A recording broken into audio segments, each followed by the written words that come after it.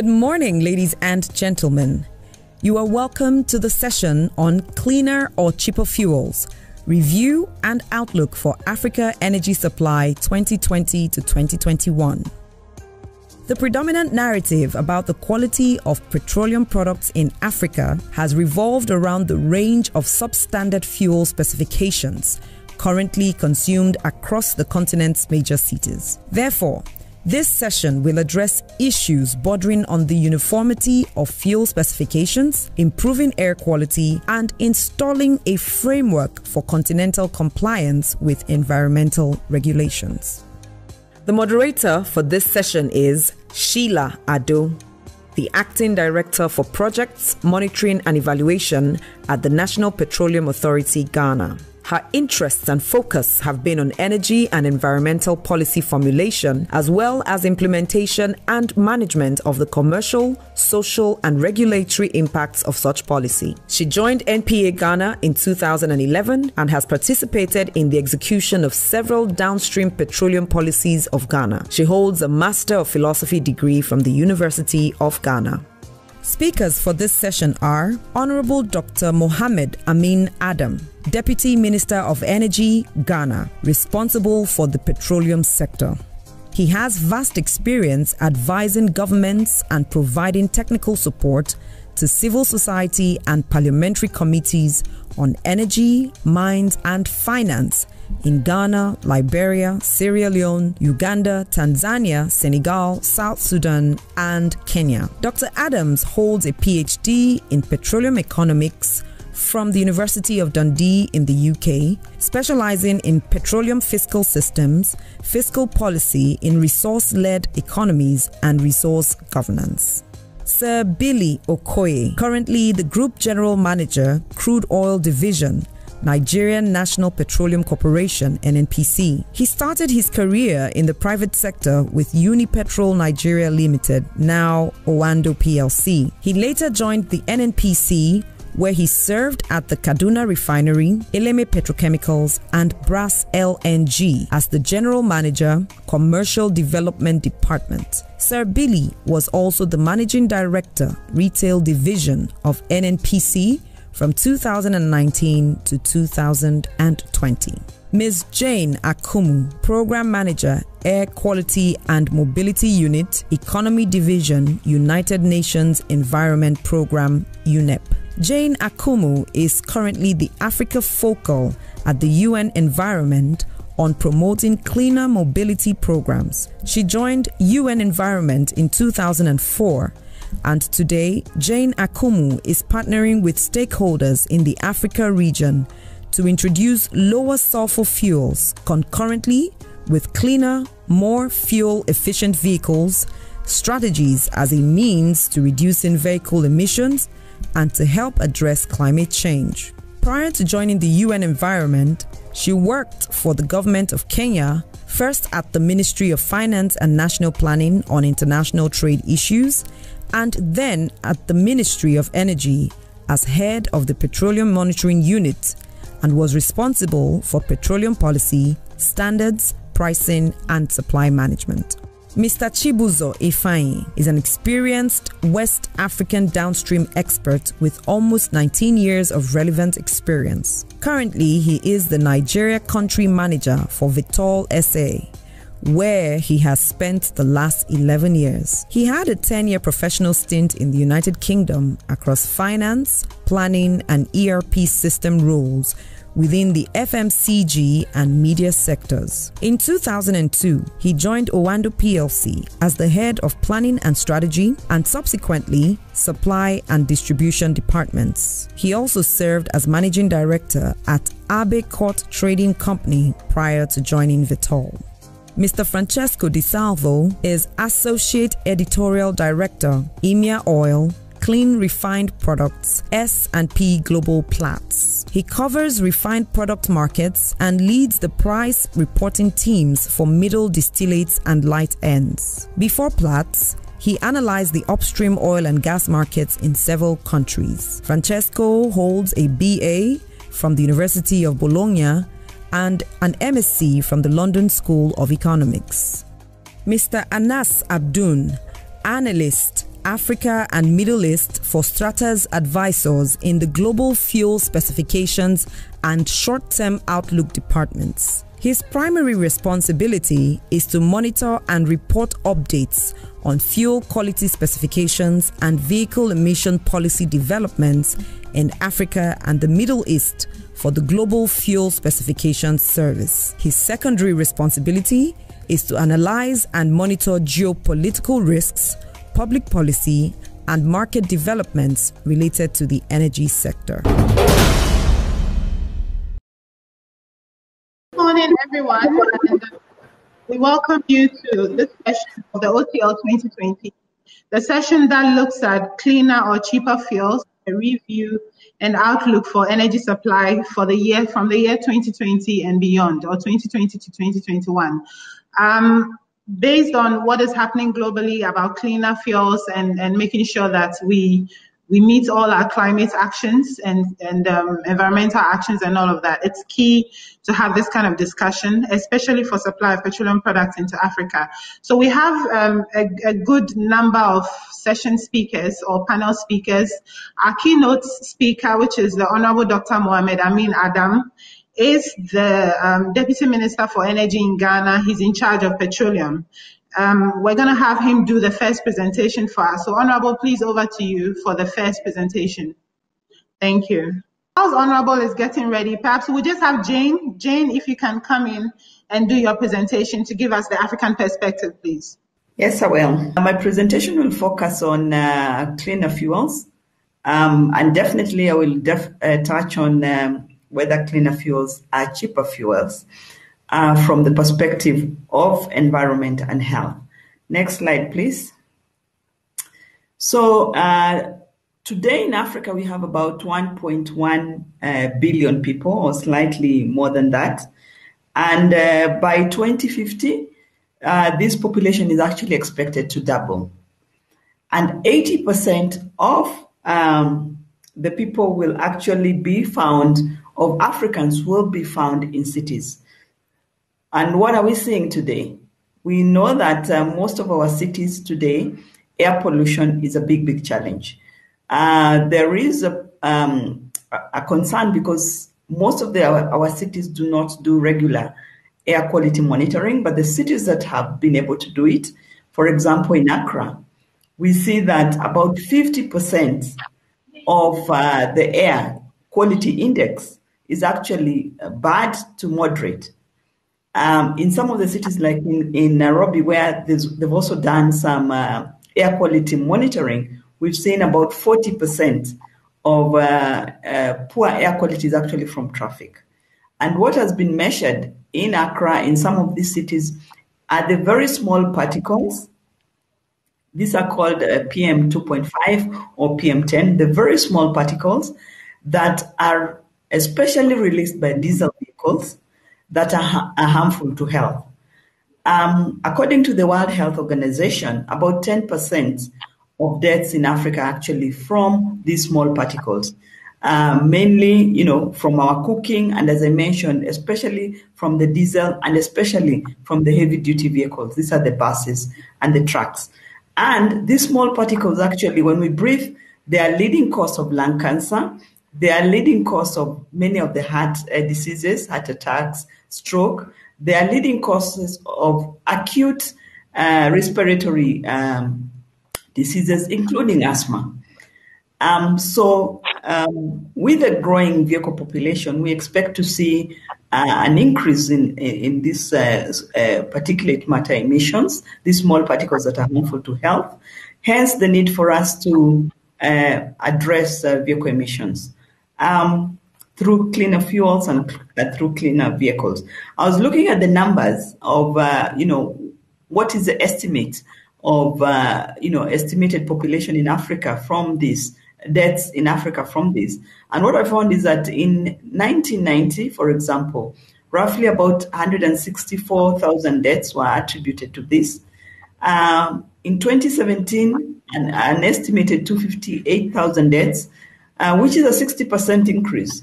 And as you know, this is an underestimation because we don't have very many studies in Africa that have really correlated, vehicle emissions to health. So we think that this number is actually higher. Next slide, please. Oh, before I go to the next slide, we know that air quality is also a big challenge during this period of COVID. Many of the cities in Italy, in the US, where we saw very high cases of COVID-19, they were actually being linked to poor air quality. And also, as I mentioned, traffic is one of the reasons. So it is also a big impact during this period. So what do we need to do to reduce these small particulates to improve air quality from the transport sector? We need to look at transport as a system. So hence the systems approach. Looking at the fuels, how do we introduce cleaner fuels? And also, how do we ensure that we have cleaner vehicles through various policies and regulations? UNEP and some of our partners, through some of our initiatives, for example, the Partnership for Clean Fuels and Vehicles, the Climate and Clean Air Coalition, we've been collaborating with countries, with sub-regions, to look at what cost-effective measures can regions implement to be able to address vehicle pollution. And we targeted 3 things, basically. When it comes to lead, the introduction of lead-free petrol. When it comes to fuels, the reduction of sulfur levels. Of course, there are other pollutants that are harmful, but these were the 2 when it comes to fuel. And our target was 50 parts per million and below. Of course, today we have 10 parts per million in many of the countries. So 50 parts per million and below, because that's where we start seeing the benefits. When it comes to vehicles, our minimum target was actually Euro 4 equivalent vehicle emission standards. And this, were required in Europe from 2005. So it is something that is doable. Next slide, please. So this slide just shows that there are actually health benefits when it comes to introducing of cleaner fuels. The example of Ghana, when lead was phased out from the petrol, we saw very significant reduction in lead in the air, as you can see from the top graph. The bottom graph was also a study that we supported in Ghana to look at the blood lead levels in pre the phase out and after the phase out. And you can see a significant drop in blood lead levels, which, as you know, lead impacts almost all the body parts. Next slide, please. So it's the same situation when it comes to sulfur and fuels, cleaner fuels, and introducing, as I mentioned, the minimum target that we were looking for was 50 parts per million. And by that, you are able to reduce through, and also introducing at least Euro 4 vehicle emission standards, you're able to reduce up to 75% of these small particles. Introducing, 10 parts per million and moving to other, cleaner technologies, Euro 5, Euro 6, you're able to reduce these small particles by up to 95%. So this should be the target, introducing cleaner fuels and cleaner vehicles. Next slide, please. So there has been good progress in Africa when it comes to elimination of lead. In 2002, as you can see the map above, it's only one country in Africa that had eliminated lead in petrol, and that was Sudan. Today, it's only one country that is left still using lead in petrol, and that's Algeria. And there are plans to actually phase out, eliminate lead in petrol at the end of this year. So that's a significant good progress within the sub-region. Next, please. What has been the progress when it comes to low sulfur diesel? The map above shows, where we were in 2005. There was no country in Africa that had actually low sulfur fuels, the 50 parts per million sulfur in fuels that we're talking about. Today, there has been some good progress. As you can see, maybe we can go to the next. This was just to give you a global perspective of where Africa is. Next slide, please. When you zoom in into Africa from 2002 to today, you can see very good progress. Today we have 15 of the 54 African countries that have already adopted 50 parts per million fuels. In fact, Morocco, is already at 10 parts per million. So there has been good progress. And what do we expect moving forward? And that is the 2021 map below. This year, the ECOWAS ministers, there's been a lot of consultations in the past years with the ECOWAS Commission and with some of the countries within the West Africa sub-region. And this year in February, the ministers of the ECOWAS, ministers of environment and ministers of energy met, and they agreed to regionally harmonized cleaner fuels. So lower sulfur fuels when it comes to petrol and to diesel as well. So what are we expecting? After that meeting, in last month actually, the ECOWAS Council of Ministers met and adapted those standards. So from 1st of January next year, all of ECOWAS imports are required to meet the 50 ppm, 50 parts per million sulfur in fuels. So, so from 1st of January next year, all imports should be at lower sulfur fuels. There were also some specifications made for the other fuel parameters.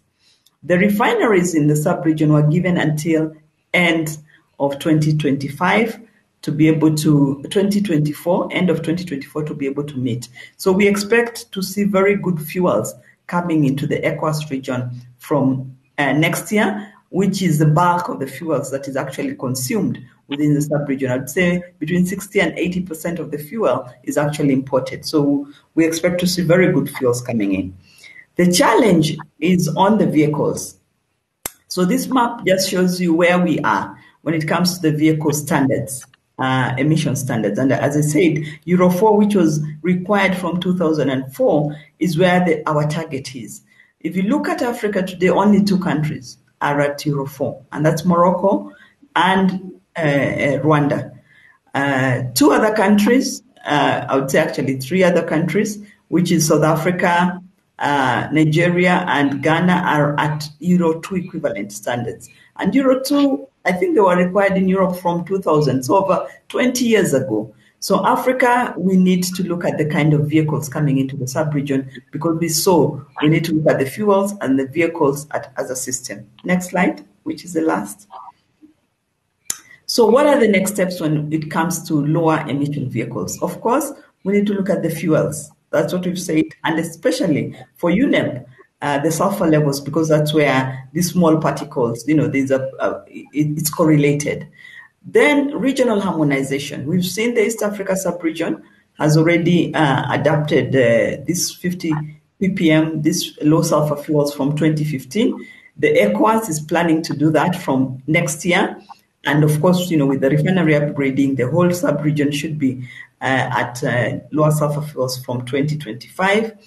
I know that the Africa Refiners Association is also in collaboration with the Africa Union to see whether we can have an Africa-wide standard, the AFRI standard Africa-wide, which is a 50 ppm fuels.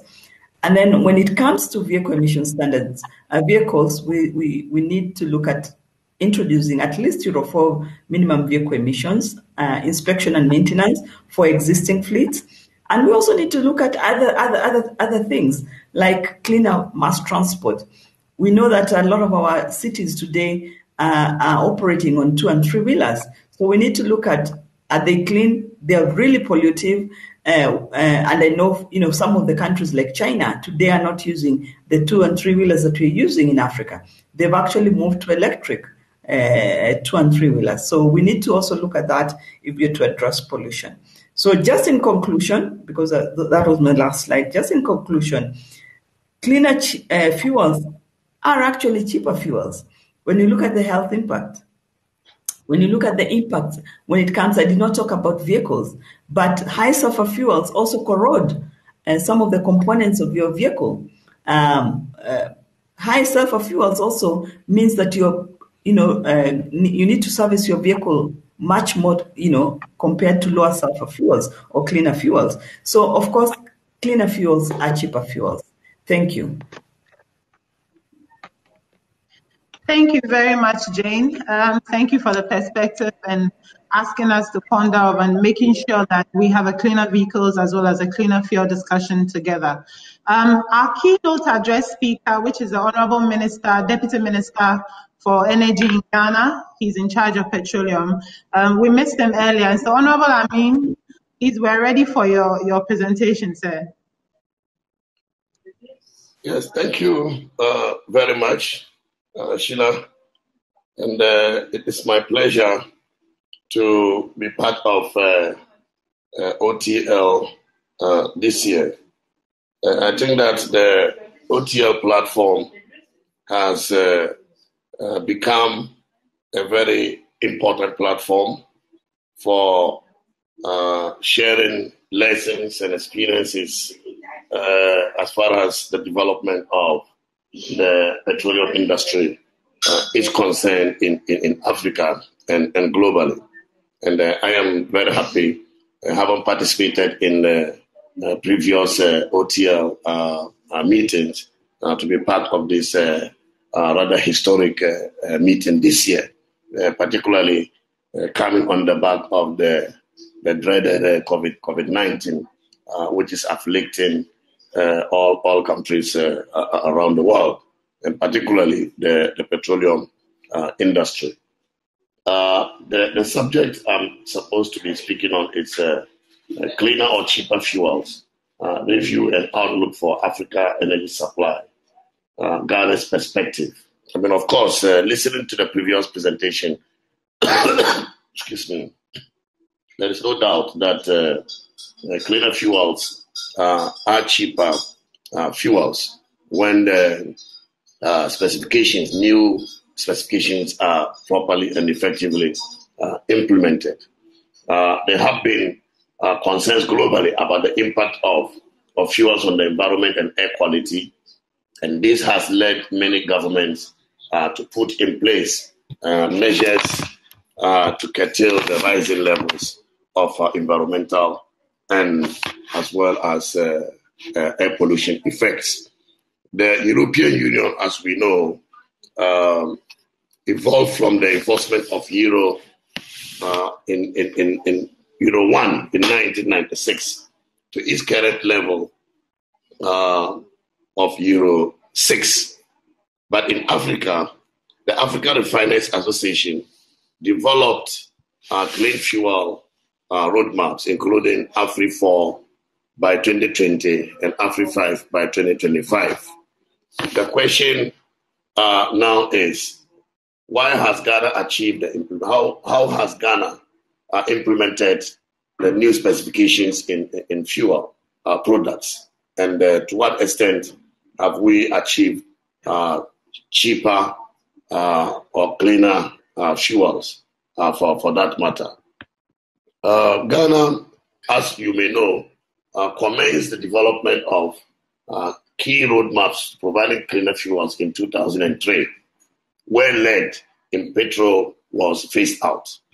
The National Petroleum Authority, MPA, which is the regulator for downstream petroleum, collaborated with the United Nations Environment Programme to organize a stakeholder engagement workshop on cleaner fuel for public transport, where key policymakers and other stakeholders were sensitized on the need for lower sulfur fuels. Subsequently, fuel specifications were further revised, and the maximum sulfur level in gas oil, for that matter, was reduced from 10,000 ppm to 3,000 ppm in 2013.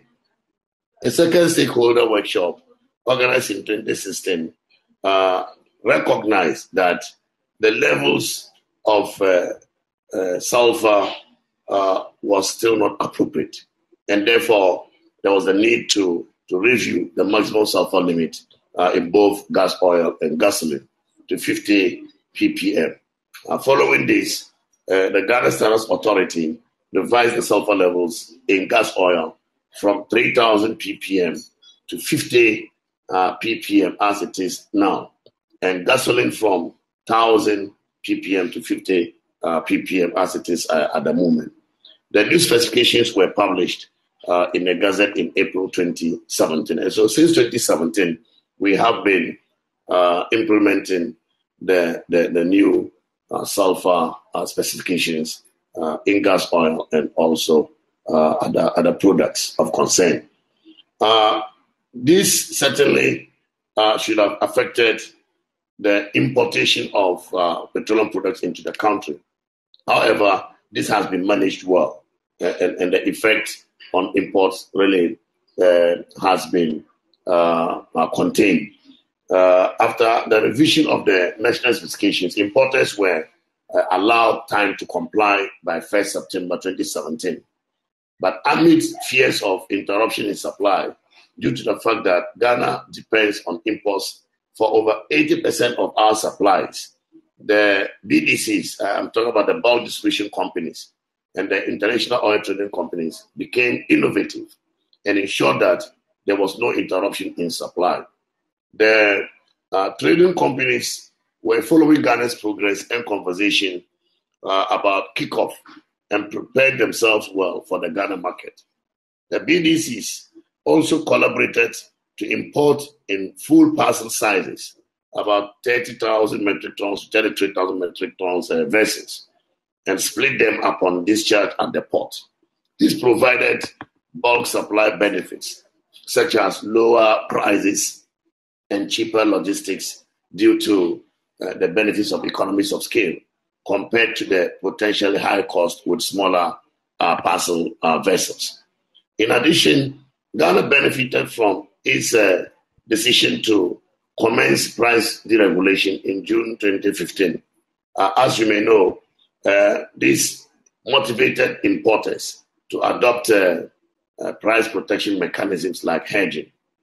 They also adopted more flexible payment terms with the trading companies, such as open account transactions, which, as we know, is a cheaper alternative to obtaining letters of credit. All of this gave them a high ability to continue to import under the new specification. Ghana observed the typical imports of gasoline and gas oil recorded sulfur levels which were consistently lower than the 50 ppm marks in practice.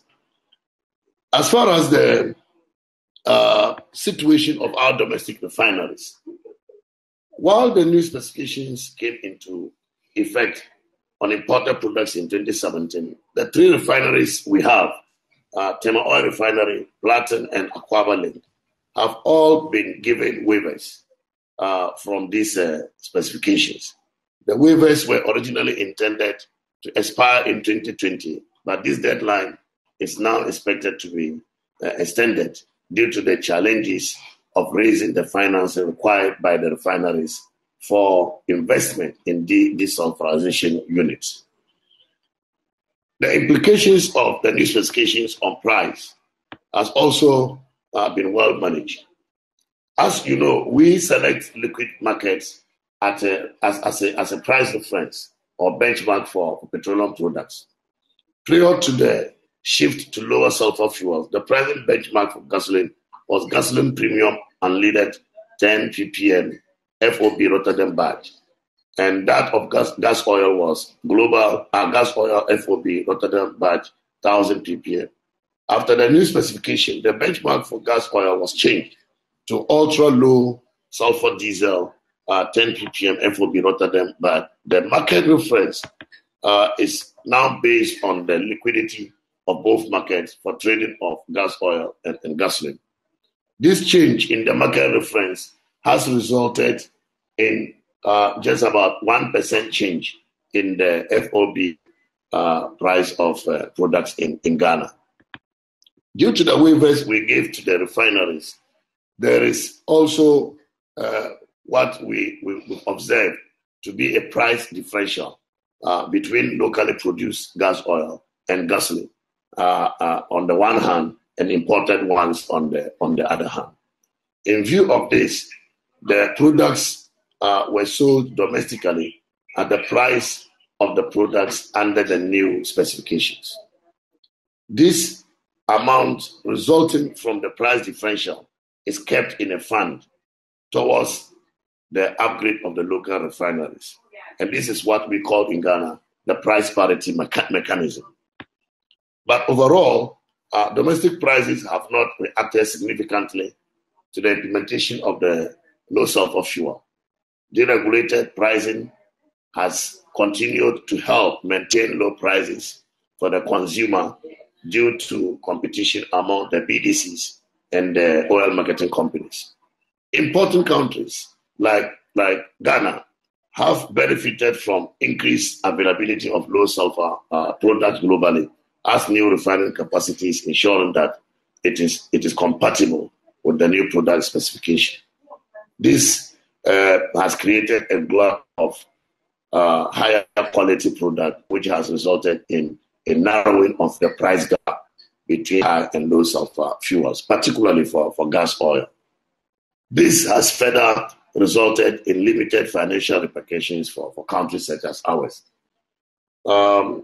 We have faced some implementation challenges, like many new policies and new measures. And these challenges include logistical challenges due to commingling of low and high sulfur products.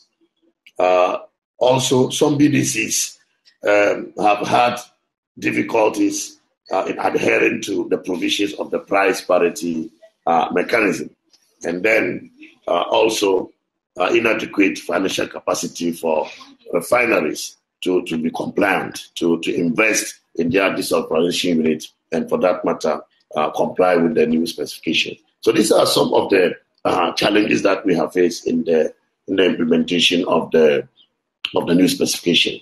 In terms of supply outlook, supply of petroleum products into Ghana remain unaffected by the implementation of the new specifications. The implementation of the new specifications, as I just indicated, has not affected supply into Ghana. Indeed, we continue to rely on uninterrupted imports for over 80% of our consumption. Since 2017, there has been no case of disruptions in supply. Consumers have also benefited from lower prices due to the keen competition among petroleum service providers as a result of the price deregulation. We also have to accommodate two different product specifications on our domestic market for some time due to the waivers given to the refineries. In view of this, sulfur content at the depot and at the pumps are slightly higher than the 50 ppm, the average being around 130 ppm because of the commingling of the two specifications. One, as imported, and the other by the domestic refineries. In conclusion, let me state that the declaration of Dakar in 2001 committed sub-Saharan African countries to phasing out leaded gasoline by the end of 2005. The declaration was issued after the regional conference on the phasing out of leaded gasoline hosted by the World Bank, with representation from 25 sub-Saharan African countries.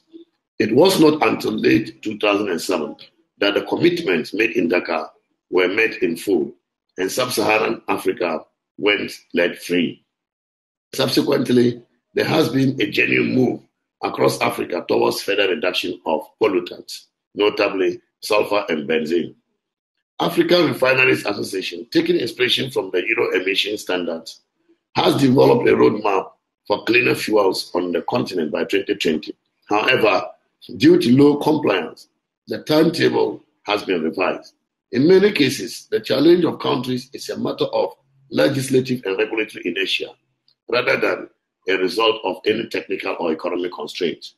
Indeed, the Ghana story shows that we can achieve much with regulatory commitment. The benefits of the harmonized tighter certifications will include overall reduction in emissions and improvement in environmental quality. The message of the benefits that clean fuels bring to the pollution or to the population at large, I mean, in our country, but also across Africa, will be that amidst the short-term noise over increasing pump prices and the uncertain fate of the local refineries, the overall benefit of delivering cheaper fuels is a reality. Therefore, there is much work we have to do in order to enable the benefits to be fully understood by our people and accepted by them. In terms of commitment at the ECOWAS level, we need to do more than we have done so far. In fact, we need to take a cue from the East African community. I want to thank you for your attention, and may God bless all of us. Thank you. Thank you so much. Thank you very much, Honorable. Thank you for the insightful presentation.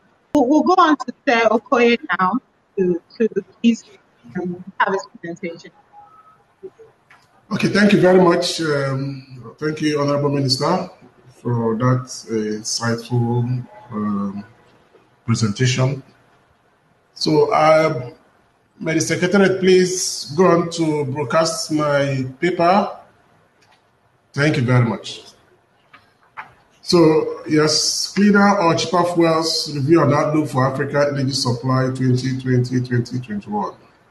So, next slide, we talk about the outline of what the presentation looks like. We're going to talk about what we do, the mandate of crude oil marketing division, NNPC, overview of the market, and we're going to gasification, what we call gasification to gasify Nigeria. So next, then we'll end my presentation with a word of caution on fraudsters, activities of fraudsters in the Nigerian oil industry. Next slide, please. It's just a quick look at our mandate in NNPC. We are the Crude Oil Marketing Division, where we determine and market government equity crude oil and NGLs from all Nigerian production contracts. And we ensure that petroleum products are supplied to the Nigerian market.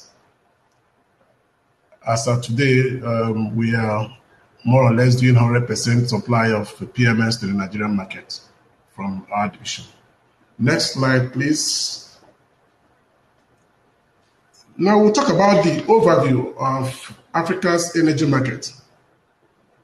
Rapid economic and population growth in Africa, particularly in the continent's bourgeois cities, will have profound implications for the energy sector, both regionally and globally.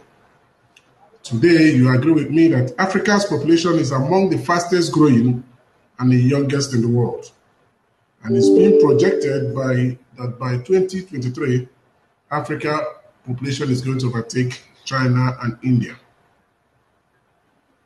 Now, so the stage is set for a new wave of dynamism among African policymakers and business communities, with falling costs of key renewable technologies, opening new avenues for innovation and growth. Now the challenges, chief among the challenges is providing universal access to reliable, modern, affordable, and sustainable energy. How to do this is a crucial component of Africa's Agenda 2063 strategic framework for the continent's future and of global sustainable development goals. Can Africa meet its growing energy needs? Realizing the potential of the continent's Africa's natural gas and mineral resources, that it presents another key challenge. How Africa meets its growing energy needs is very crucial for the continent's economic and energy future, as well as for the global trends. Next slide, please. Now look at Africa's carbon footprint. Africa contributes 7% of global hydrocarbon production and is the third largest net exporter of hydrocarbons in the world. Africa is also home to a significant number of projects. Globally, consumption patterns of energy and natural resources is changing due to advancement in technology and increasing concerns around sustainability. Now, look at the graph, whatever the pace of the energy transmission, the world will still rely on oil and gas for much of its energy needs until well beyond 2040, 2045. If you look at the first slide, you can see that in Africa, Nigeria, for example, the majors are in total control of the industry. But the indigenous companies are really, really coming up. And in NNPC, our intention, our target is to ensure and motivate the indigenous players to fully come into the game. And they are really showing enough enthusiasm to capture a good chunk of the market. Next slide, please. Now, the meat of the paper is developing a roadmap for adoption of clean fuel and vehicle standards in Africa. A study was conducted by International Council on Clean Transportation, and that study showed us that most countries in the African region should aim to reach 10 ppm sulfur fuels by 2030. And thank you for your presentation, Jane. You talked very highly on this, and even the Honorable Minister has also touched on the sulfur content of our fuel. Now, two factors will likely impact the implementation of these commitments: common fuel quality specifications and harmonized implementation, as already outlined by the two speakers. Please, next slide. Let me just go on to the next slide because this has been very well touched by the last two speakers on the standards. Now, I started to highlight in my paper the green areas, and these are the major issues that I've taken out from the findings of the study. So looking forward and for policymakers to benefit from data-driven policy guidelines, all countries should collect and report data on imported vehicles. This, again, was also mentioned by Jane. It's important to take data on these imported vehicles because, as we know, Africa, we are import dependent on our vehicles. So if we're able to take this data, including their fuel economy certification levels, cost, and origin of these imported fuels, that will assist us a lot in getting to our desired standard. And they say that all countries should limit vehicle imports to Euro 4 when AFRI fuels become available, and to Euro 6 when AFRI 6 10 ppm fuels become available. This is very important, and this we cannot do without taking adequate data on our imported vehicles. Next slide, please. So, where's the way forward? We call it our gasification strategy. In Nigeria, our intention, and this is very much echoed by the Honorable Minister of State for Petroleum Resources, for gasification projects, we want to power Nigerian economy with natural gas and its liquids. And this he is vigorously pursuing with the support of everybody in the industry. Next slide. Today we are, by this end of this quarter, all the NNPC's petrol stations are going to be fitted with CNG, and consumers are welcome to patronize and convert their vehicles to CNG. And this is very serious, as being pursued by the ministry. Gas. Nigeria has a huge economic potential trapped in its vast natural gas resources. Today, Nigeria is ranked 9th largest in the world with a proven gas reserves of 203 TCF and unproven of over 600 TCF.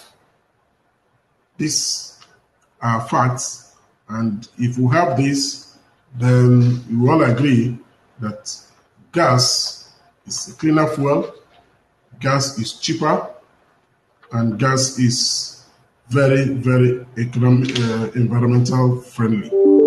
So that's the whole idea for us from this part of Africa, to ensure that we increase the usage of gas as opposed to the usage of PMS for fueling of our cars and our vehicles in general. Next slide, please.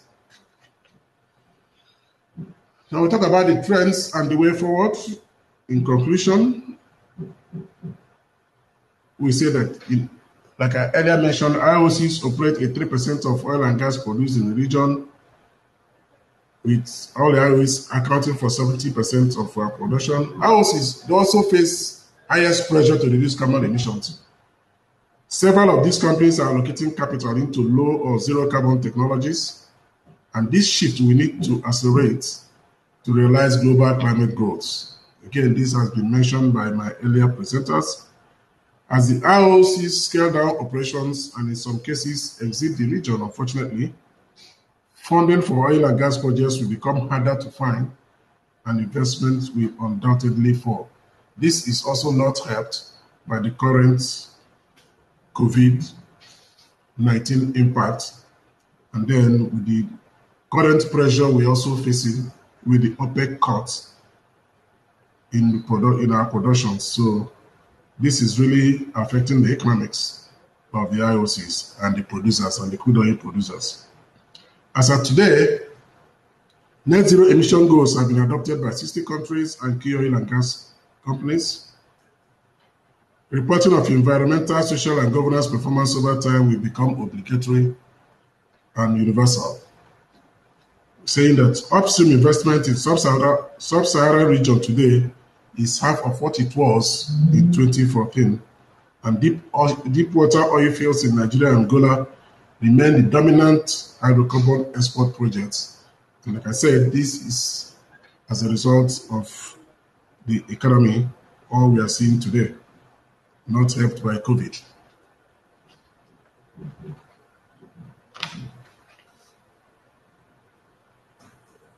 Gas has a potential to play and expand the domestic gas market in Nigeria. This is a key priority area for NNPC and the government, like I earlier said.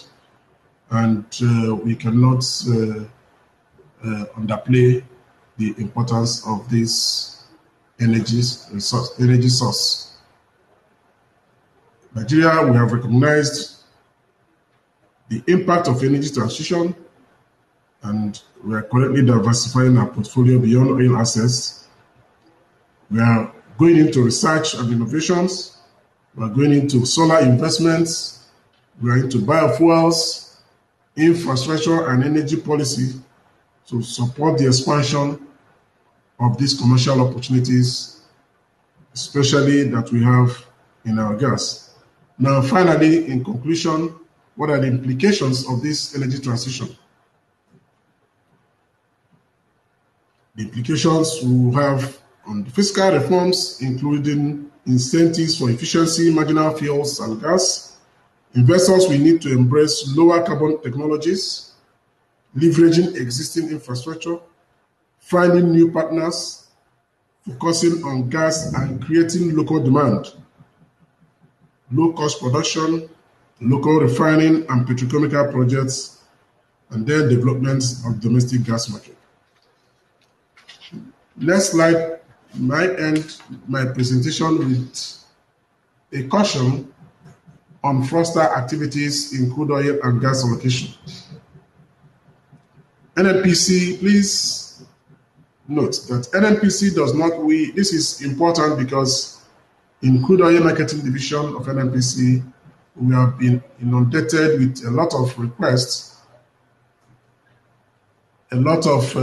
from people and fraudsters asking about taking NNPC crude, Nigerian crude.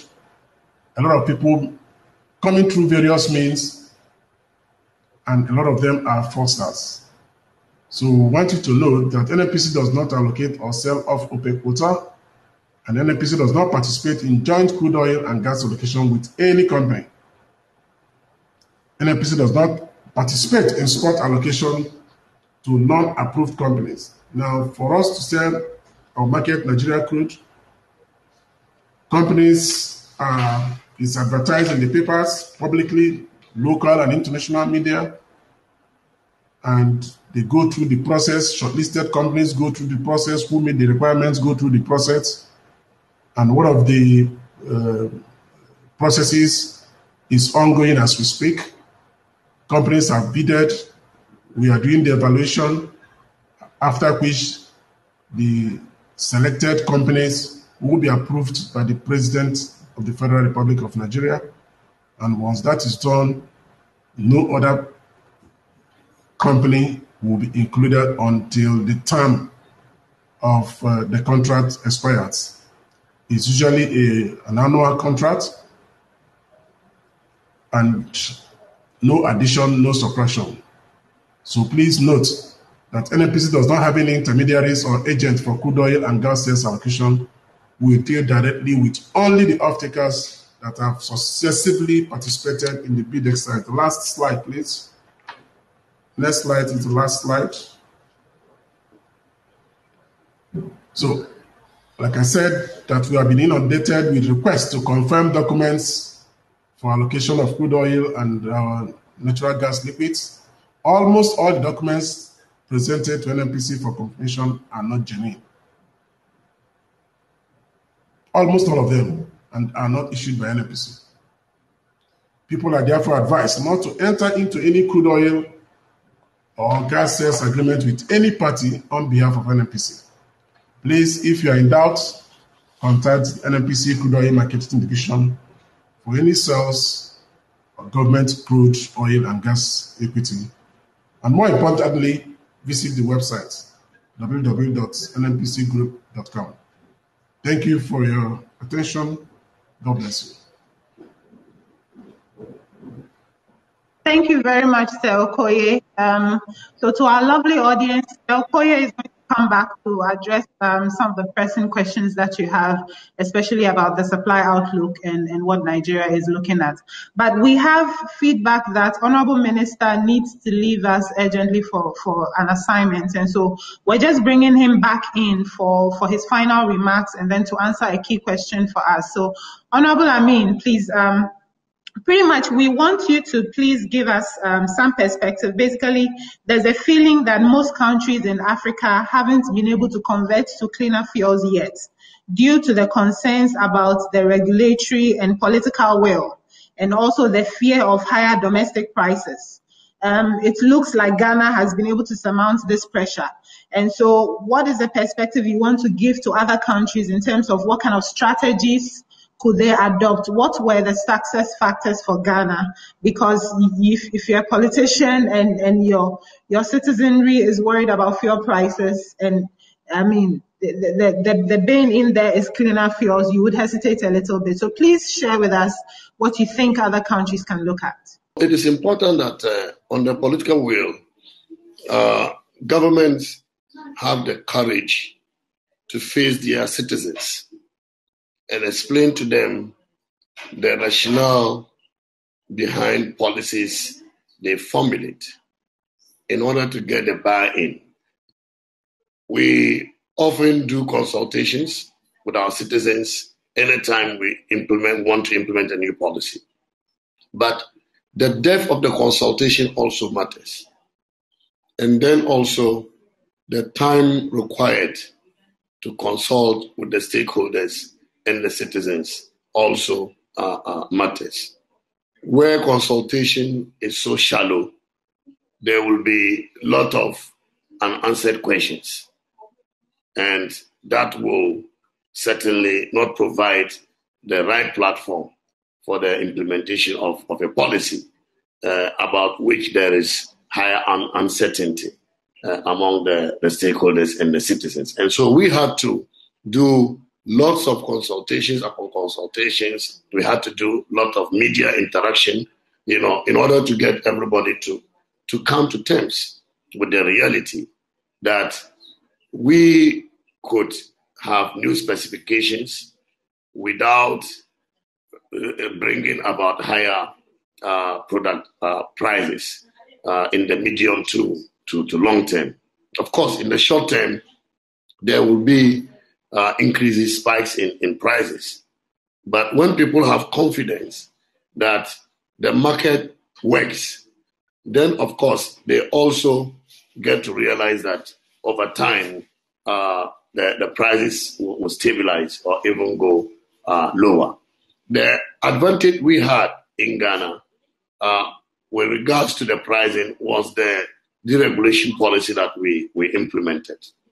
And because of the success of the deregulation, where because of competition among BDCs and OMCs all fighting for the market, that continues to put pressure on prices to go down. And so implementing a policy, a new policy on cleaner fuels, at the time prices are already going down, will certainly not amplify the effect of the new specifications. And that was the advantage we took of the environment at the time.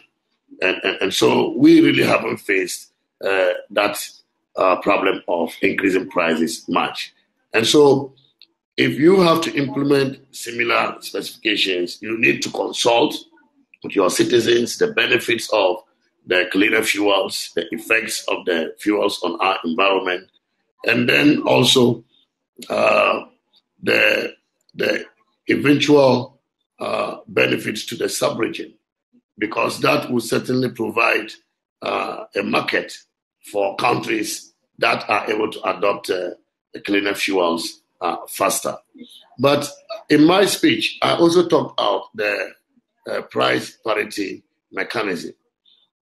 That is also intended to help our refineries who are yet not complying with the new specifications because they need to invest in their facilities.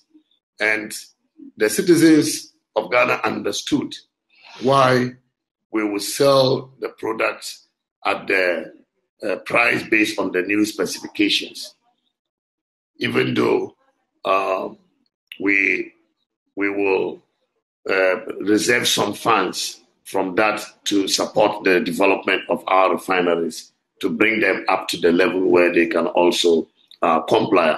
Our citizens understood that.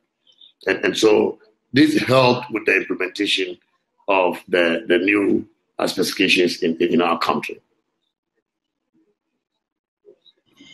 Thank you very much, Honorable. We would also remind our audience that you can actually go into the discuss button and type your questions. Honorable, if you don't have any final thoughts for us, we'll just excuse you and we'll wish you well for the rest of the day, sir. Yeah, so I want to thank you all for the audience. I want to thank you for the opportunity once again. But what I can say is that it is doable. We can implement these policies.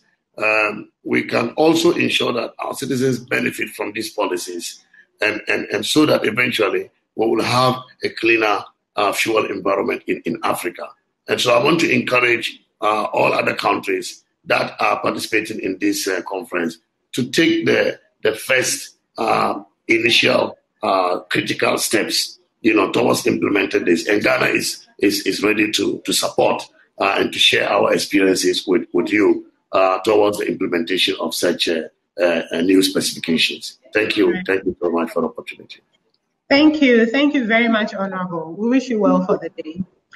We'll go to the next speaker, who is a trader working with Vitol, Mr. Chibuzo Ifeanyi. We'll be glad to get the commercial perspective of things. Welcome. Thank you. Okay. So good morning, everybody. Like I said, my name is Chibuzo Ifeanyi. I will speak from the perspective, should we say, of the commercial trader. My presentation is purposely kept short because I think a lot of experts and senior people have spoken before me. And I'll explain, the context and the reasoning for that. Next slide, please. Okay, so I want to start off by sort of, putting a place marker or statement, if you want, on behalf of the traders, just to say that the traders historically have suffered some, what I will call, negative press about, sending, should we say, substandard products to different markets. The reality is that traders will always meet whatever the markets and their markets demand. Gone are the days where we have what anybody would refer to as sort of a rogue trader. There's a lot more transparency and openness in the market. There are a lot of NGOs and there are a lot of eyes out there. So as long as the market requires a certain quality of material, then I really don't see any established trader who wants to remain credible in the market that will not strive to at least meet, and in most cases actually exceed, what that market demands for many, many reasons. Second point to note is that the oil market, as we have all heard, will and has remained dynamic. The oil market has and will remain dynamic. A couple of recent examples, for instance, is the demand destruction caused by the COVID pandemic. We all know what happened to the US, the European, and at some point the Chinese markets.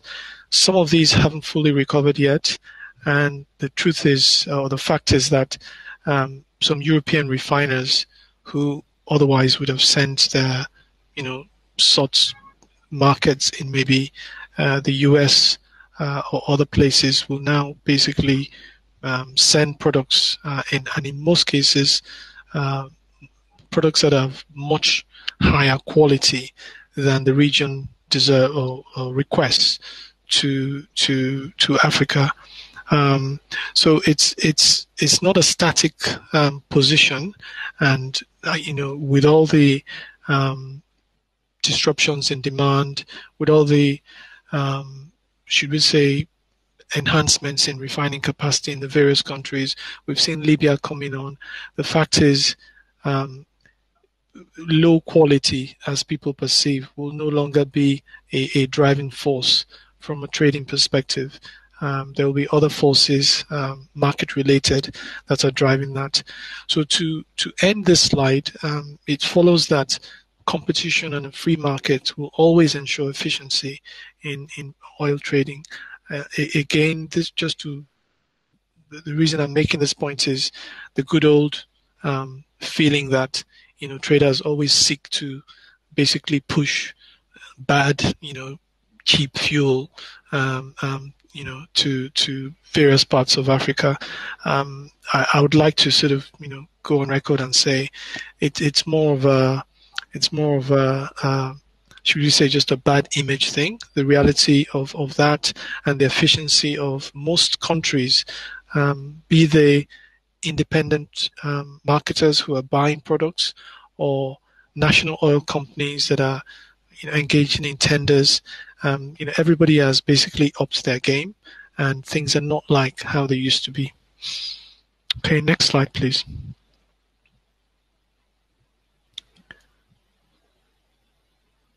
Okay, so again, experts like Jane and other people have spoken on, really what the factors are. The minister's speech, I think, touched on some of these things. Billy's speech also touched on some things. For what it's worth, for my 2 cents worth, some of the issues that might maybe impede or affect the pace of implementation of various countries, you could say, could be the existing level of bilateral cooperation that exists in the region. If we look at the whole of Africa, we can see that the East African Horn and to some extent the South African Horn have a little bit more cooperation and progress in this area. So in my view, things like joint tenders, language and cultural links, and geographical constraints will maybe accelerate or decelerate the pace of these moves. The other thing which I think Jane has touched on some of these. The minister also mentioned some of these in his session.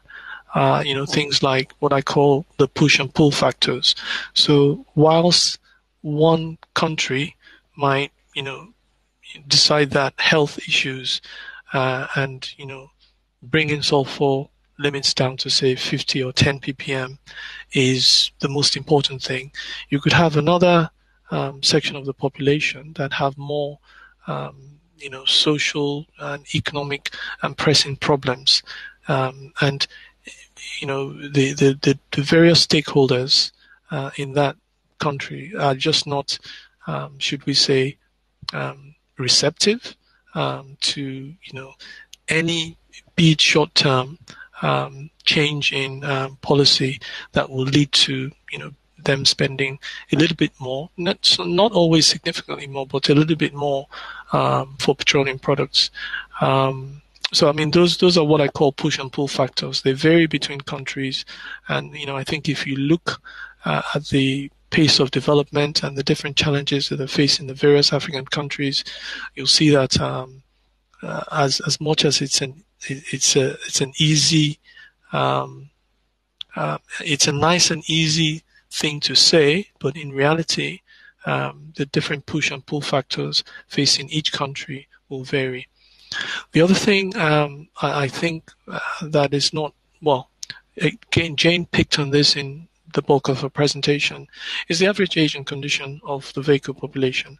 So it's all well and good getting fuel specs that are of European standard, but if the average age of the vehicles and the conditions, in fact, of the engines are such that their combustion or pollution levels are terrible, I mean, essentially the full impact or the full benefit of those cleaner fuels will not be, realized. Now, is this something that countries can change overnight? In most cases, not, because there's an economic or underlying cause for this. If most people either cannot afford to buy new vehicles, or the import, should we say, the import hurdle for the age of cars that can be brought in is at a certain level. I think it differs from country to country, but we do find that this is a key factor. And if anybody's traveled, by road across West Africa, you will notice a significant, change or significant difference or marked difference in the sort of in the condition and ages of both private and public vehicles plying the roads. If from a government perspective, again, it's easy to pass a policy that says we don't want cars that are less than 10 years old. But in reality, if the bulk of your population cannot afford those cars, or the cost of those cars from Europe or the Far East or wherever they come from, are such that the bulk of the population cannot afford them or cannot afford to replace them when they go bad, it's, again, those push and pull factors I mentioned. It becomes a very a tough call, should we say, for the for the government or the politicians to consider. The other thing that we often forget is, apart from cars, is the generator sort of population. In countries that have a big supply and demand gap in power production, this is filled primarily by private generators, be they diesel or petrol. These are also, in some cases, a bigger source of pollution, and not just health but also fatalities. And I think there have been many cases of carbon monoxide poisoning, in countries like Nigeria. So my point here is, with a pickup on improvement in power generation capacity, there'll be a drop in the reduction or the need for the number of generators being used in a country. So again, something to consider. And finally, again, several speakers have touched on this, the domestic refining capacity in terms of the complexity of the refinery itself, the domestic refinery, and the functioning of the domestic refinery will have an impact on the import demand for that country. And for a country that, say, either produces crude or imports crude, the ability of the refining process to maybe lower the sulfur content of the final product on gasoline or diesel, like I said, is a function of that refining capacity. The cost of these upgrades is sometimes what countries have to bear in mind. And again, if you have competing demands on, do you spend X million dollars, upgrading this refinery, or do you spend Y million dollars building another one, or do you give way for a private entity to come in and do one? The point here is, if the refining capability is advanced, then essentially the country itself will be producing better quality fuels, and it will be easier to switch. But if the refining capacity is maybe dilapidated, old, or doesn't exist, then it has to rely on imports. Now,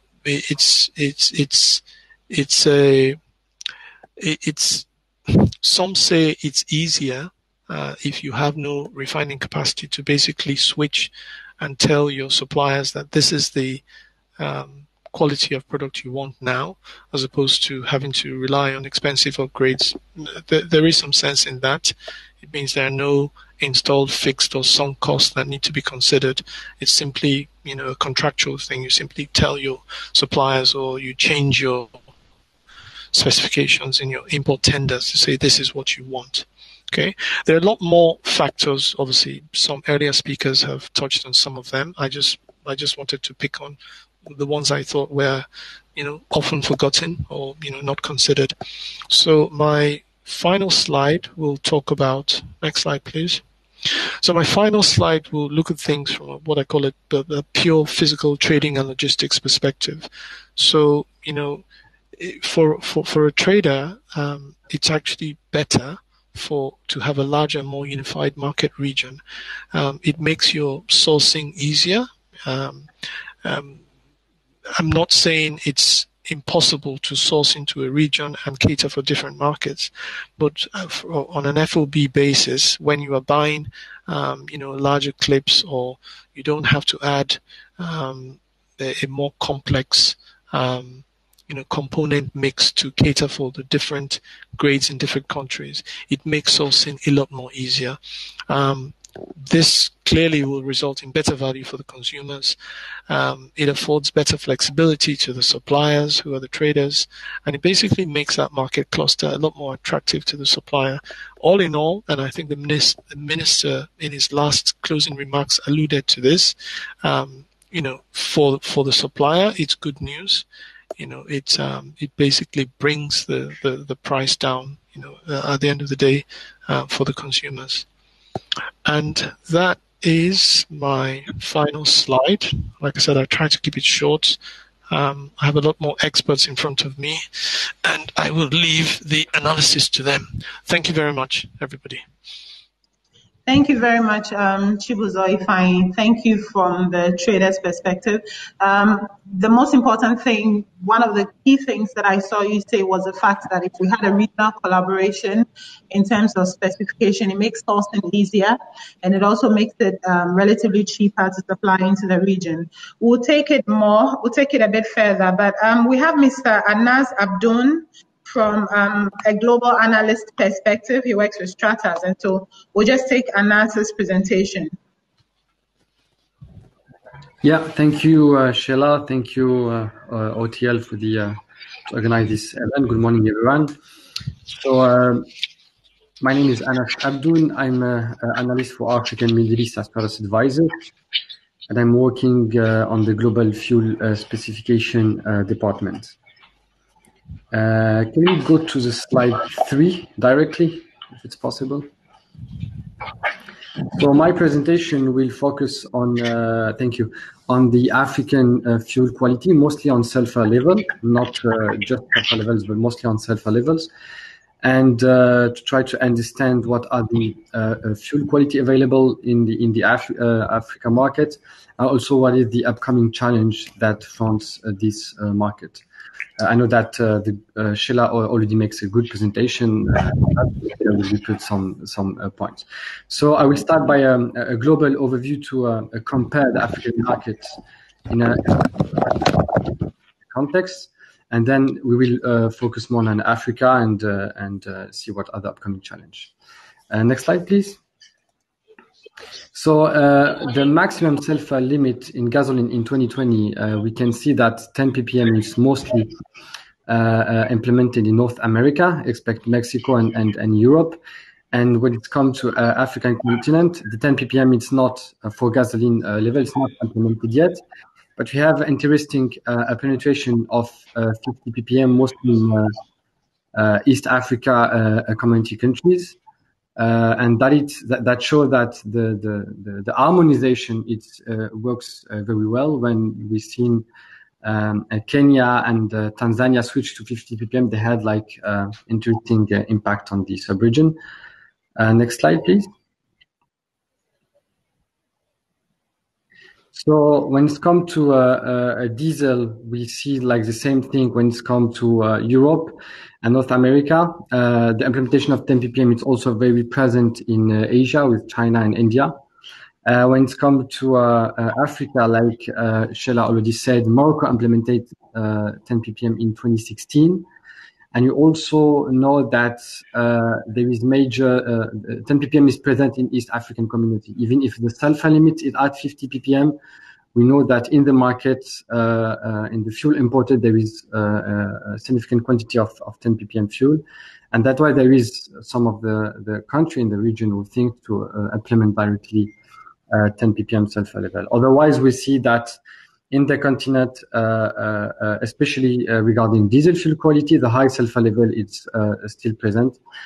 We have some sulfur level between 500 ppm up to 10,000 ppm when it comes to LPG, for instance. Next slide, please. So when it comes to a lead fuel, it's not really an issue right now. I mean, only Algeria has used a lead fuel. They officially said that they plan to phase out the lead fuel next year, but in Stratas advisors, we think that in the upcoming 2 or 3 years, they will not be able to phase out this lead fuel, mostly because of the oil prices crisis, which means the government doesn't make the investment. It's not the priority of the government to do the investment to phase out that. So I think we will see up to 2022, 2023, lead fuel still present in Algeria. But Algeria is the only country use lead fuel in the continent, which is a good improvement compared to the last years. Next slide, please. So in our forecast for maximum sulfur limit for gasoline in 2025, we can see in Africa a huge penetration of 50 ppm if the whole country meet the agreement for the ECOWAS and EAC and SADC, for instance. So we are pretty optimistic to see in 2025 the major penetration of 50 ppm gasoline in the continent. And also Morocco, the Moroccan government is working to see if they can implement 10 ppm for gasoline. As some of you know, the Moroccan refinery is closed now, so Morocco are fully dependent on imports. And as we already seen in previous presentation, there is no like significant impact on oil prices if you import cheaper fuels. They already confirmed that with diesel imports, so they currently think to implement maybe by 2024 10 ppm in Morocco, but it's not fully officially confirmed by government. That's why we didn't put Morocco on red in this map. Next slide, please. So, and for the diesel market, you see the same global penetration of 50 ppm in south of the continent, and also in all the ECOWAS region, following the ECOWAS agreement. And you also see in the EAC country plans to implement 10 ppm. As I already told you in the beginning of the presentation, the 10 ppm is available on the market for the same price as import. So there is a current talks and discussion to implement this 10 ppm diesel in the East African community countries. I don't see my presentation anymore.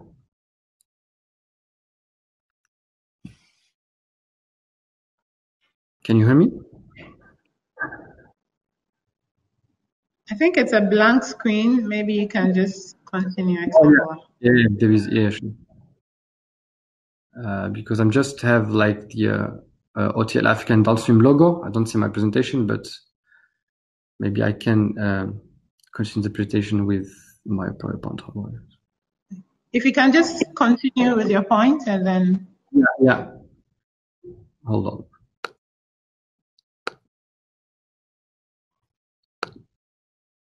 Yeah, so the other factor that we need to know when it's come to Africa region and their challenge to implement low sulfur fuel, it's definitely easier for the country who doesn't have refineries because they dependent on imports. They just have to basically change their regulation and their fuel specification.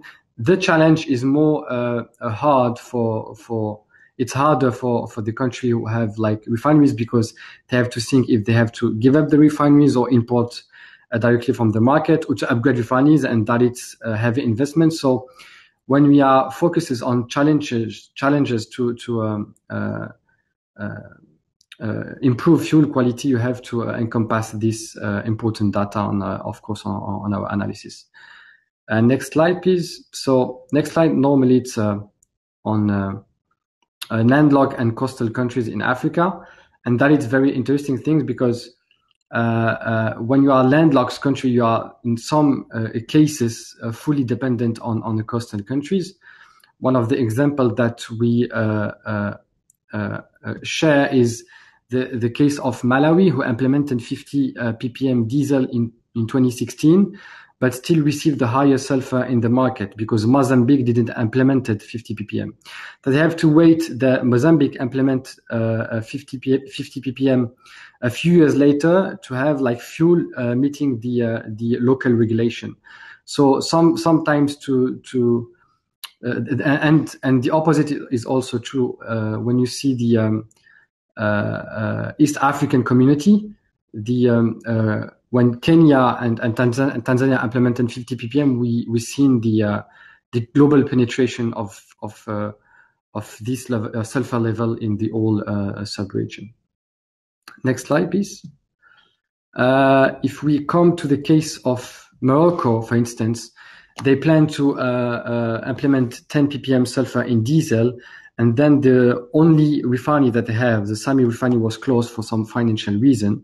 So it was easier for them to implement 10 ppm directly as they are fully dependent on import. And you have here the top 10s origin of Morocco's fuel imports. So it's mainly European countries and also United States and Saudi Arabia.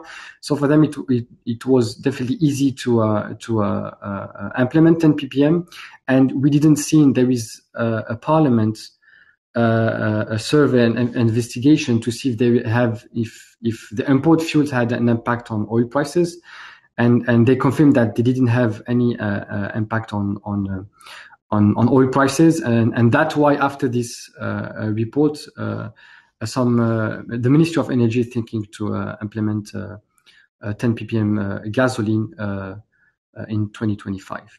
Like I said, the EAC African community, the EAC community, when Kenya and Tanzania implemented 50 ppm, followed by Mozambique, we've seen the whole sub-region switch to 50 ppm. So we have South Sudan and Uganda and Zimbabwe were implementing 50 ppm, and that showed that regionalization have a significant impact, especially when you have this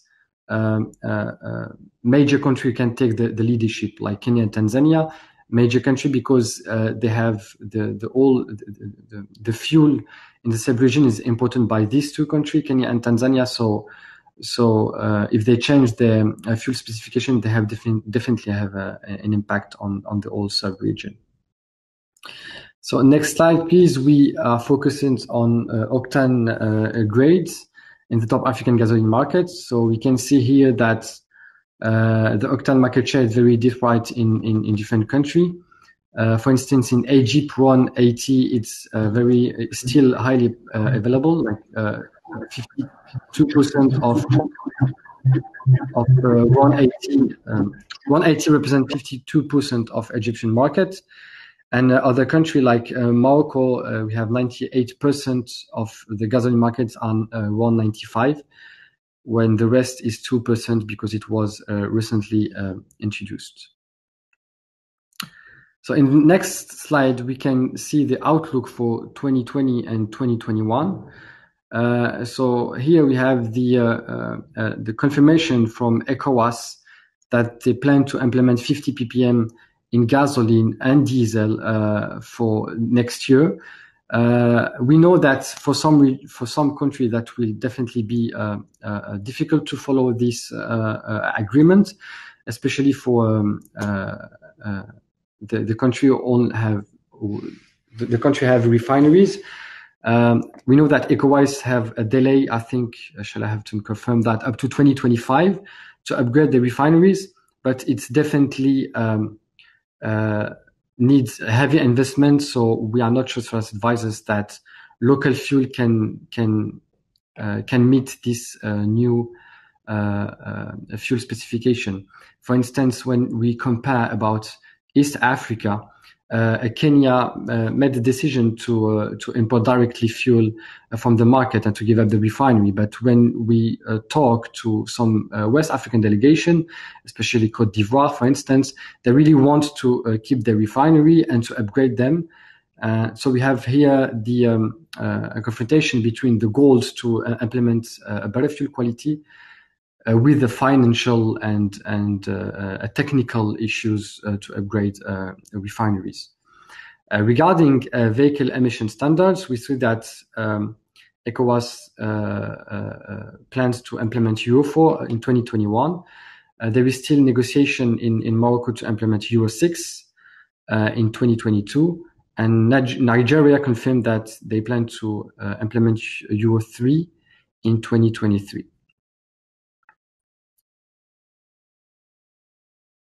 So in the principal key takeaways, we see that in South African region, Zimbabwe implemented 50 ppm sulfur limit for diesel from January 2018.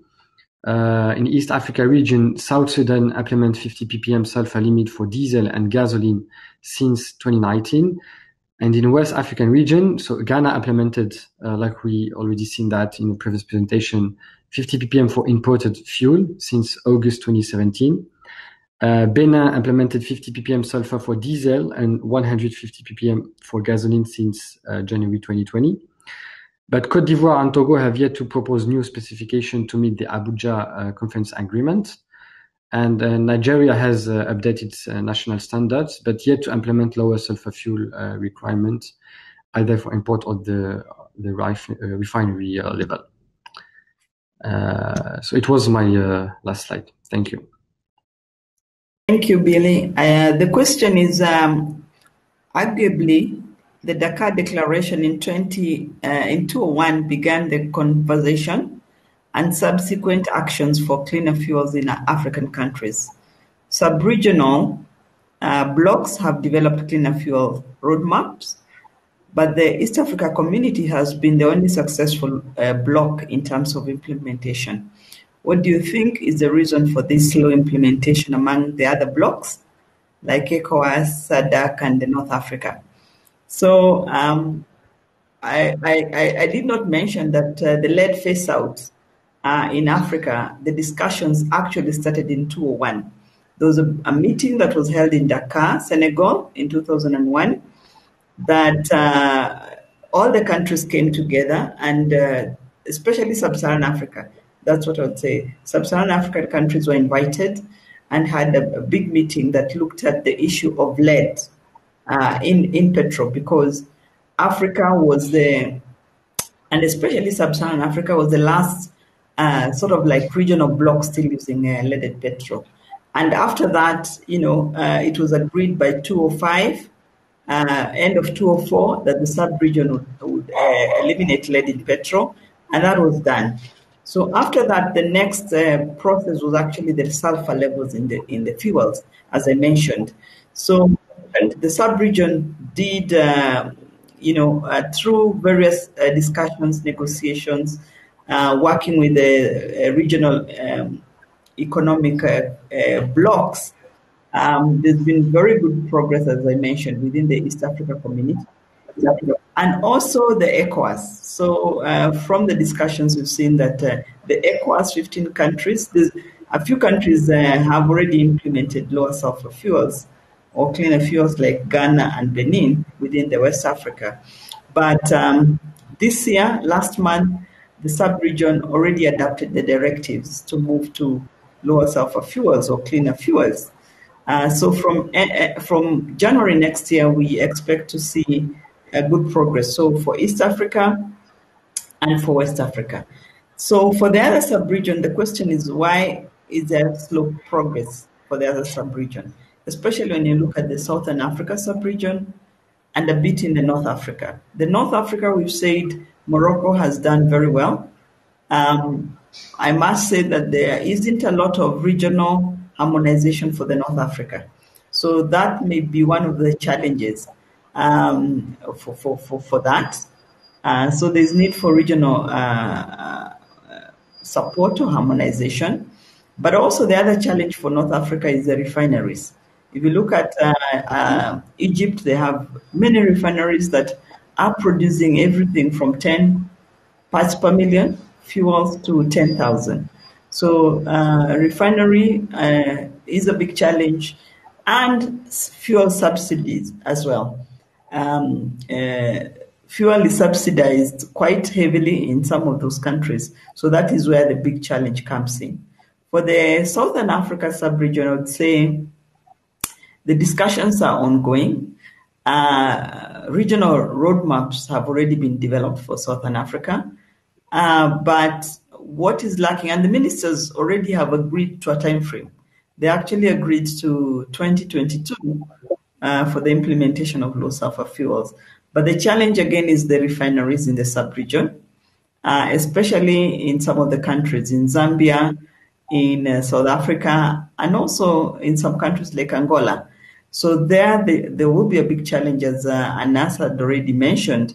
Countries that have refineries will face a big challenge. But we are in talks with the regional economic bodies. We are in talks with some of the countries to look at how we can move forth this process.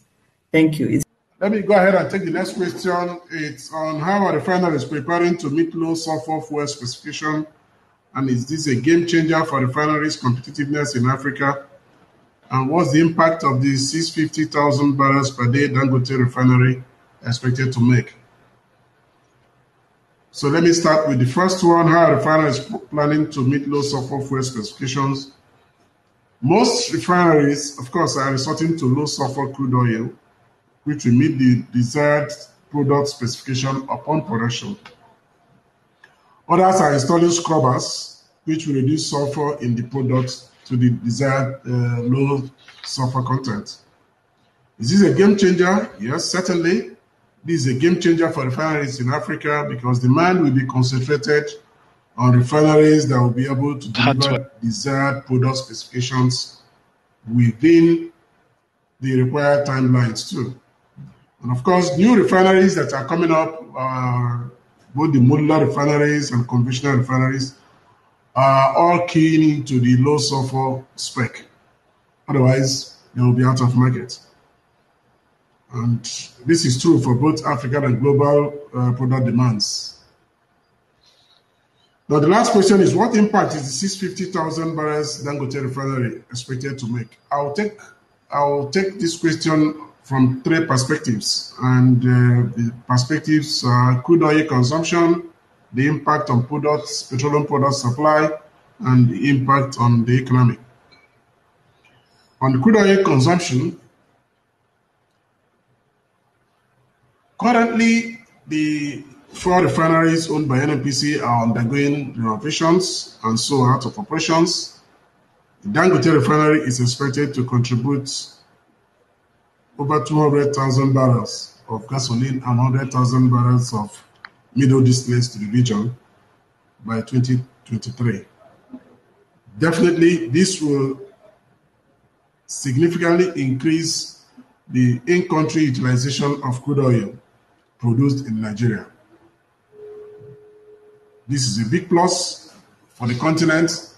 Instead of exporting this crude oil out of the continent and then refining them, utilize the crude oil in country. So this is a good one for the continent of Africa and for Nigeria in particular.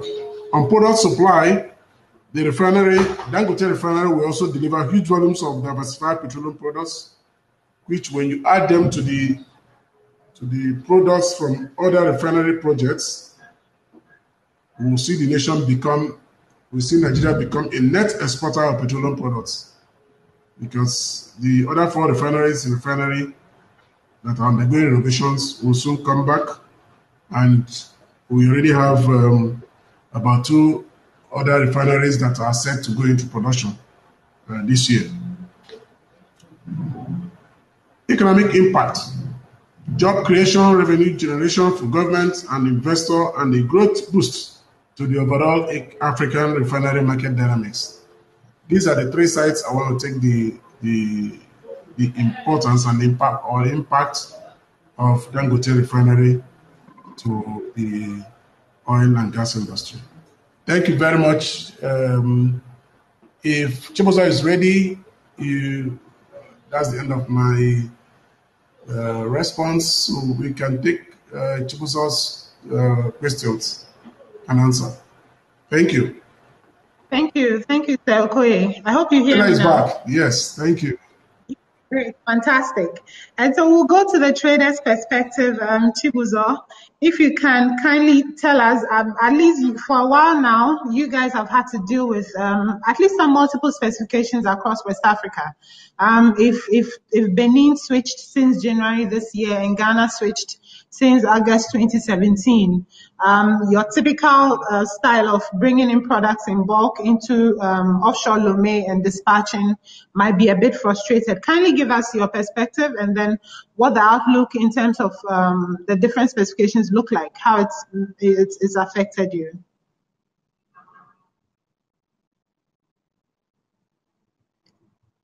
Okay, I do hope we have Chibuzo. Right, okay then. Hello, Chibuzo. Okay, so we probably will get Anas's perspective then. I will take you on, Anas, about the AFRI series, the African Refiners Association series on fuel specifications. Basically, they are taking a cue from the Euro series. why isn't our roadmap being implemented successfully, and is there a possibility of an independent roadmap from the European series? What is the interconnection between Africa and the European series?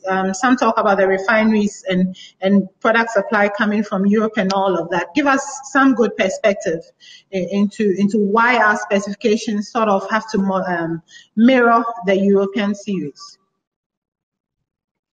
Yeah, thank you for the question. I think it just a question of a benchmark, right? They already seen that European go in like this different stage to implement the lower fuel quality, and then there is this kind of inspiration about the model that worked. I'm not sure that it's the question have to ask it being like, is it dependent or independent? I'm not sure that it's a good question, but the good question have to maybe be asked on the timeline. And of course, that it's the principal African challenge is to try to achieve this target about low sulfur fuel quality, but with this own timeline and this all like economic specificity, like technical specificity with this old refinery that we've seen, and then we just have comments on that, and also about this population pedagogy and awareness about this fuel quality. And I think the African model is good as a benchmark, but if it's followed its own timeline, I think it's a good way to move forward. Okay, thank you. We have a couple of questions from the audience, and so we'll just address them, just about 2 or 3 questions. I think this will go to Sel Koye. There's a question about from Mike Oduni. He says that it's just been revealed that Nigeria is the last country in Africa yet to embrace the cleaner fuel. I'm not sure about that, but he's asking that what is NNPC doing to fast track cleaner fuels into Nigeria? When will cleaner fuel imports, or where will cleaner fuel imports come from? I think that will go to Mr. Okoye. If you can kindly take that for us, please. Okay, thank you very much for that question. Actually, NNPC is not a regulator, it's the Department of Petroleum Resources and standard organizations that regulate the industry. So they are in charge of regulating the industry. So that question should actually go to them and not to NNPC. NNPC is just an operator, just like every other outfit that operates, and not regulator. Thank you. But there's also a follow-up question for you, if you can attend to that as well. That's from Awal Dewa. He's saying that gas is more dangerous in terms of product handling and public safety. So he's asking whether African countries are ready for the shift to gas. Maybe because we're talking cleaner fuels, a lot more people are looking at natural gas to power equipment and power vehicles. I think any of us can take it. Specifically address it to Mr. Okoye, but after Mr. Okoye, perhaps Jane can also put her voice into it. Mr. Okoye, please. Thank you.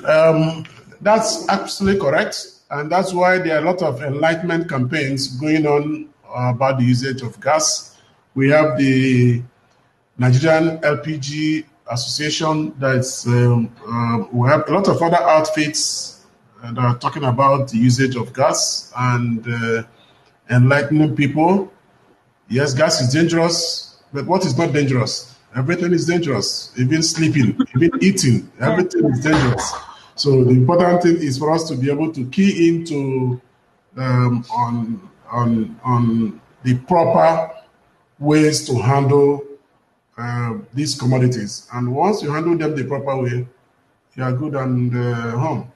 So yes, it's dangerous, but there are ways to handle them. And the responsibility, the onus is on us, the users, to be able to key into these publicized ways of handling them. And we are safe. Thank you. Great, thank you. Jane, would you want to add your voice to that in terms of the usage of gas in Africa? Yeah, definitely. Maybe before I comment on that, because we have been collaborating over the years with Nigeria, the government and various stakeholders on the implementation of low sulfur fuels. If you'll remember, I think we had a meeting with the minister in 2016, and Nigeria also was part of the Abuja Agreement, where the Nigeria, Ghana agreed to implement low sulfur fuels in 2017. And actually, Nigeria did prepare standards and adopted them in 2017, and they were published. The main concern, I think, with the government now was the prices. There was concern that if low sulfur fuels would be introduced, the prices and the kind of implications that would have. So I think right now there's good prospects because Nigeria is part of the ECOWAS, and the sub-region has already agreed to import low sulfur fuels from January next year. So there is some hope that the country will also meet that specification. On the issue of gas, definitely when you're talking about cooking gas, that's an issue. But on CNG, I think the main concern is not, on the explosion and all that. For CNG, for transport, the main concern is the logistics for distribution and logistics for refueling, and also the bulk, the storage in the car. You need a tank. The distribution network could be expensive, and that's why you see a lot of the gases, actually CNG, being used more for public transport, because you're able to sort of like just gear it or aim it towards a bus, a corridor or such. But again, I think this calls for Africa to try and see what other regions are doing, because CNG was actually used a lot to improve air quality in India. A lot of the Indian cities already implemented CNG for their public transport for air pollution reasons. What we see now today actually happening in India is that they're again moving towards electric buses. So they are almost abandoning the CNG for buses and moving towards electric mobility and using the CNG, I think, for electricity generation for the buses. Maybe that's more cost effective. I think there's need for more research, more experience sharing, so that Africa, can learn from the other sub-region and not follow the same path. So that's what I would maybe mention. Thank you. Thank you, Jane. Our time is up, especially because we started a bit late and we've had some challenges. But I'll go around the experts on the team for your last-minute thoughts quickly in a minute, especially about supply outlook of cleaner and cheaper fuels, or cleaner fuels into the African region. Jane, your last submission also brought to mind the evolution of electric vehicles and alternatives to fossil fuels and all of that. So in your final thoughts, everyone, kindly tell us what you foresee as the regional outlook in terms of supply, and then, the regional collaboration to get a harmonized specification for the region, so we can get logistics easier and supply also much cheaper. I think I'll start with Okoye. We'll go straight to Jane, to Anas, and then if we get Chibuzo back online, we'll take his final perspective too, please. In a minute, please. So Okoye. Okay, Jane, kindly give us your final perspective. Thank you. Maybe just before that, within a second, is to thank the OTL for organizing this meeting. It was really, really good, very informative, and thank you for that. Just in a minute to say that there is a good outlook for the sub-region moving forth to cleaner fuel. So very, very encouraging, especially with the ECOWAS coming in. SADC, we will continue to work with the sub-region. So very good outlook when we talk about cleaner fuels. But moving forth, already the world is moving towards electric mobility.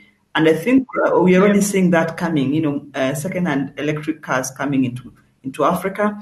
So we should also look at how do we position ourselves as Africa. There's a lot of renewable energies. How do we position ourselves into this newer technology, so that again we do not become a market but become a player in this field. Thank you. Thank you, Jane. Anas, if you can give us your final perspective on supply outlook. Yeah, I think in 1 minute I will say I'm pretty optimistic for two major reasons. The first one is that we see in East Africa that regionalization works, and we see like there is a lot of work in that way in ECOWAS and in Southern Africa. So regionalism help to improve fuel quality. That is the first things. And the second thing is that the fuel oil crisis that we know that now, the fuel prices are very low. So all this resistance against the implementation of a better fuel quality regarding an eventual impact on oil prices, it's now, these arguments are not working right now. So it's, I think, a good a timing for the government to encourage the implementation of a better fuel quality and to import a low sulfur fuel with work in working with the regional partners. Yeah, definitely. Thank you very much, Anas. So we have come to the end of our session. We'd like to thank our audience for listening to us, and we thank the experts on the panel for listening to us. We do hope you enjoy the rest of OTL 2020, and have a blessed day, everyone. Thank you.